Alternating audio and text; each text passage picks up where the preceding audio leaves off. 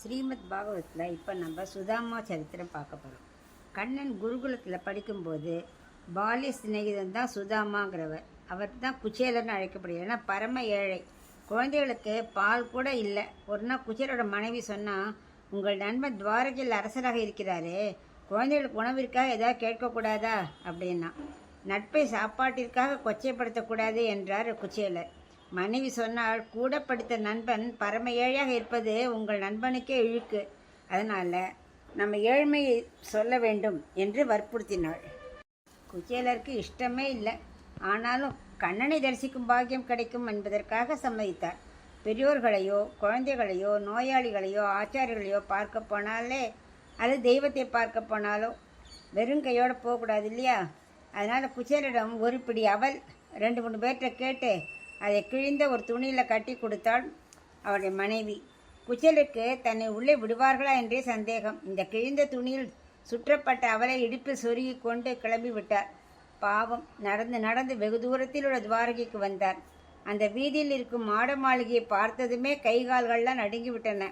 எப்படி என்னை உள்ளே விட போகிறார்களோ அப்படின்னு சந்தேகமே வந்துருத்தவருக்கு. சந்தேகப்பட்டு கொண்டே நடந்தார்.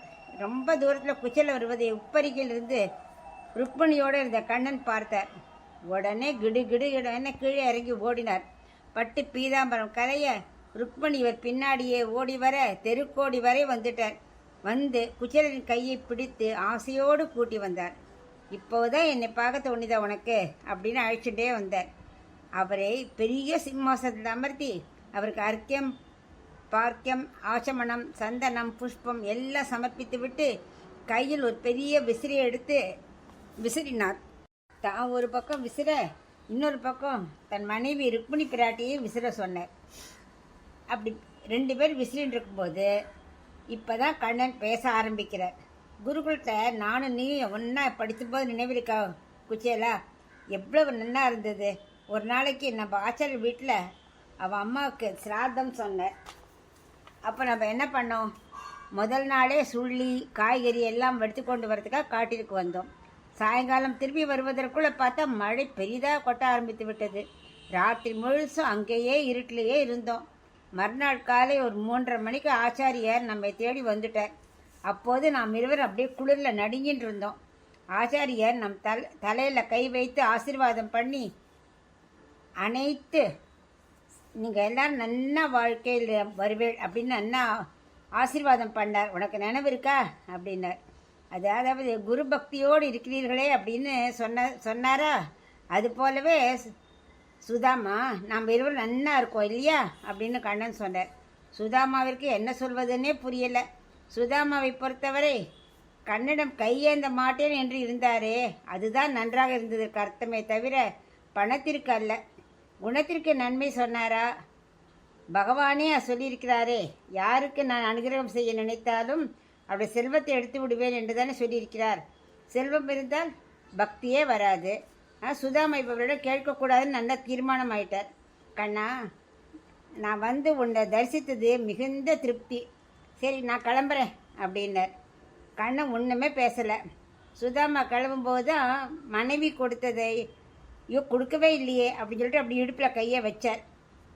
உடனே கண்ணன் சுதாமாவிட்டம், என்னோட அண்ணி உனக்கு எனக்காக ஏதாவது கொடுத்துருப்பாரு அப்படின்னு சுதாமாவோட இடுப்பில் இருந்த சின்ன கிழிஞ்ச துணியில் கட்டியிருந்தாரு. அதை அப்படியே எடுத்தார். ஆஹா, இடுப்பில் இருக்கு பார்த்தியா அப்படின்னு சொல்லி பார்த்தா அவல். எனக்கு ரொம்ப பிடிக்குன்னு அண்ணியார் கொடுத்துருக்கா பார் அப்படின்னு சொல்லிட்டு ஒரு பிடி அவலை எடுத்து தன்னோட வாயில் போட்டுக்கொண்டார். அதை போல் அவளை நான் சாப்பிட்டு எவ்வளோ நாளாச்சு அப்படின்னார். கன்னடம் கையேந்த மாட்டேன் என்ற உறுதியுடன் சுதாமா இருந்த பக்தி தான் அவளுக்கு சுவையாக ஊட்டுகிறதே தவிர அவளில் ஏது சுவை? அவளோட பக்தி தான். சுதாமா கிளம்பிட்டார். நடந்து போகும்போது கண்ணனை பற்றியே நினைத்து கொண்டே சென்றார். எப்படி என்னை ஓடி வந்து அணைத்து கொண்டார், எவ்வளோ உபச்சாரம் பண்ணார், எவ்வளோ நன்னா பேசினார். அவர் தான். நான் அப்படி இல்லையே. நல்ல வேளை வாய் திறந்து கண்ணன்ட்ட எதுக்கு வந்தேன்னு சொல்லாமல் விட்டேனே. ஊர் வரை வந்துட்டார். சின்ன குடிசையை காணுமே, மாளிகையான மாறி இருந்தது. மனைவி அப்படியே அழகாக பட்டாடை நகைகள்லாம் அணிந்திருந்தார். குழந்தைகள்லாம் நல்ல உடை உடுத்தி நன்னா சாப்பிட்டிருந்தார்கள். எப்படி நடந்தது என்றே தெரியவில்லையே. மனைவி சொன்னாள், நீங்கள் கேட்டதற்கு எவ்வளோ கொடுத்துருக்காரு பாருங்கள் அப்படின்னு ரொம்ப மகிழ்ந்து போயிட்டா. நான் கேட்காமல் வந்தது நல்ல வேலை நல்லது அப்படின்னு அவர் நினைத்து கொண்டார். நான் மட்டும் கேட்டிருந்தா வாழ்நாள் முழுது என் மனசு உறுத்திகிட்டே இருந்திருக்கும். நல்ல வேலை கேட்காமல் இருந்தேனே. அதான் பகவான். கேட்காமல் கொடுப்பவர் தான் பகவான். கேட்டும் மறுப்பவர் மனிதன். இத்தனை செல்வத்தையும் அவர்கள் அனுபவிக்கட்டும், நான் கிருஷ்ண பக்தியோடையே இருக்கேன் அப்படின்னு சொல்லிட்டு அவர் கடைசி வரை அப்படியே கிருஷ்ண சிந்தனையிலே வாழ்ந்துட்டு மோட்சத்தையே அடைந்தார். இதுதான் சுதாமாவோட சரித்திரம். அடுத்தது ஸ்ரீமத் பாகவத்தில் சுபத்ரா தேவி பரிணயம் பார்க்கலாம். அதாவது சுபத்ரா தேவியோட வேடிக்கையான சரித்திரம் என்னன்னாக்க, கண்ணனோட ஒன்றுவிட்ட தங்கை தான் சுபத்ரா. சுபத்ரா, பலராமன், கண்ணன், இவ 3 பேரும் அண்ணன் தங்கைகள். ஆனால் சுபத்ராங்கிறவ ஒன்று விட்ட தங்கை. ஒரு தடவை சுபத்ரா அர்ஜுனன் மேலே காதல் இருக்குங்கிறத கண்ணன் புரிஞ்சுன்னுட்டார். சரி, எப்படி கல்யாணம் பண்ணி வைக்கலாம் அப்படின்னு கண்ணன் யோசிச்சுட்டு இருந்தார். நேராக சொன்னால் அது நடக்காது, என்ன பண்ணலாம் அப்படின்னு யோசிச்சுட்டே அர்ஜுனா நீ சன்னியாசி வேஷம் போட்டுட்டு வா, வந்து அந்த ஊர்க்கூட இருக்க ஒரு ஆலமரத்தடியில் போய் அமர்ந்துக்கோ அப்படின்னார். அவனும் கபட சன்னியாசி வேடம் போட்டுண்டு அமர்ந்து கொண்டார். பலராமனை கூட்டிக் கொண்டு கண்ணன் அங்கு சென்றார். சன்னியாசியை சேவித்தார்கள் இருவரும். நன்றாக இருங்கள் என்று சன்னியாசியும் அவர்களுக்கு ஆசீர்வதித்தார்கள். உடனே திரும்பி வரும்போது பலராமன் கண்ணன்ட்ட, இந்த சன்னியாசி பார்த்தா எவ்வளோ ரொம்ப தேஜஸோடு இருக்கார், நல்ல சின்ன வயசு, நம்ம அவரை வீட்டுக்கு அழைச்சின்னு வரணும் அப்படின்னார் பலராமன். அப்போது கண்ணன் சொன்ன, வீட்டில் ஒரு பெண் இருக்கா, நினைவு வச்சுக்கோ, அதெல்லாம் தப்பு, கொண்டு வரக்கூடாது அப்படின்னா.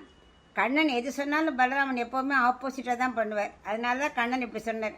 அதெல்லாம் முடியாது, அவரை வீட்டுக்கு வரத்தான் வைக்க போகிறேன் அப்படின்னு பலராமன் சொன்னார். சரி, அப்புறம் ஓ இஷ்டம் அப்படின்னார் கண்ணன். அதுக்கப்புறம் மறுநாள் என்ன பண்ணார், அர்ஜுனனை அந்த சன்னியாசி வேஷத்தில் இருக்கும் அர்ஜுனனை வீட்டுக்கு கூட்டின்னு வந்தார். வந்துட்டு சுபத்ராட்ட சொன்னார், அவருக்கு வேணுங்கிற பணிமுறைகள்லாம் நீ தான் செய்யணும் அப்படின்னார். அப்புறம் கண்ணனும் பலராமனும் ஒரு நாளைக்கு என்ன பண்ணார், தீர்த்த யாத்திரை செல்றதுக்காக முடிவு பண்ணான். அப்போது சுபத்ராவை நம்ம கூட்டுன்னு போயிடலாம், இங்கே விட்டுட்டு போகக்கூடாது, ஏன்னா அந்த சன்னியாசிக்கு சின்ன வயசு, நம்ம பொண்ணு தங்கையும் சின்னவ, தனியாக விடக்கூடாது அப்படின்னு கண்ணன் சொன்னார். உடனே பலராமன், நீ எப்படி சன்னியாசி அப்படி அவமரியாதை செய்யலாம், அவர் இங்கே எவ்வளோ நாட்கள் வேணால் தங்கட்டும், இங்கே தான் இருப்பார், சுபத்ரா அவருக்கு கைங்கரியம் செய்யட்டும் அப்படின்னார். உடனே கண்ணனுக்கு கோபம் வந்துடுது. ஏன் இப்படி புரியாமல் பேசுகிறீர்கள், நாம் இல்லாத போது கன்னி பெண்ணான சுபத்ராவையும் சன்னியாசியாக இருந்தாலும் கட்டிலங்காலையாக இருக்கிறாரே, ஸோ அவரையும் தனியாக விடலாமா, எதாவது நடந்துட்டா என்ன பண்ணுறது, அப்படிலாம் விடக்கூடாது, நம்ம கூட்டிட்டு தான் போகணும் அப்படின்னார்.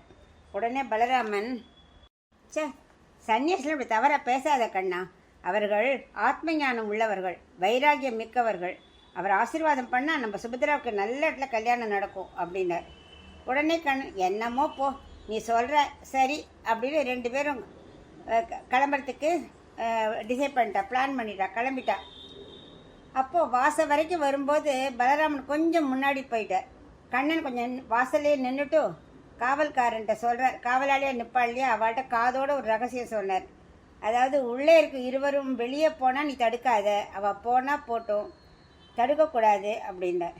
அதுக்கப்புறம் கண்ணனும் பலராமனும் கிளம்பிட்டா. உடனே என்ன பண்ணா, இவருடையும் கிளம்பியாச்சு, அவ்வளோதான். ஏன்னா அவள்கிட்ட தெரியுமே, 2 பேர் கிளம்பிட்டா. ஆனால் வாசல் காப்போம், தடுக்கக்கூடாதே, அதனால் தடுக்கலை. அங்கே வெளியில் போய்ட்டு சுபத்ராவுக்கும் அர்ஜுனனுக்கும் கல்யாணமே நடந்துருத்தோம். காவலாளி கண்ணன்ட்ட போகும்போது ஒன்று கேட்டாராம், ஆமாம், நீங்கள் வெளியே போன பிறகு யாரெல்லாம் உள்ளே வந்தால் யாரை உள்ளே அனுமதிக்கணும், யாரை அனுமதிக்கக்கூடாது அப்படின்னு கேட்டார். காவலாளி கேட்டான். அதுக்கு கண்ணன் சொன்னார், யார் தோள்களில் சங்கு சக்கரம் பொறிக்கப்பட்டுள்ளதோ அவர்களை நீ உள்ளே விட்டுவிடு, சங்கு சக்கரம் பொறிக்கப்படாதவர்களை நீ வாசல்லையே உட்கார வைத்து விடு, நான் வந்து பார்த்து கொள்கிறேன் அப்படின்னார். அதனால தான் ஆச்சாரிட்டு நம்ம சங்கு சக்கரம் பொரிய கண்டிப்பாக இட்டுக்கணும், இல்லையான்னா நமக்கு மோட்சம் போகிறதுக்கு அருகதையே இருக்காது. இது தெரிவிக்கத்தான் பகவான் இப்படி ஒன்று சொன்னார். இதோட சுபத்ராவோட பரிணயம் முற்று பெற்றது. இதோட 10வது ஸ்கந்தமும் முடிவடைகிறது.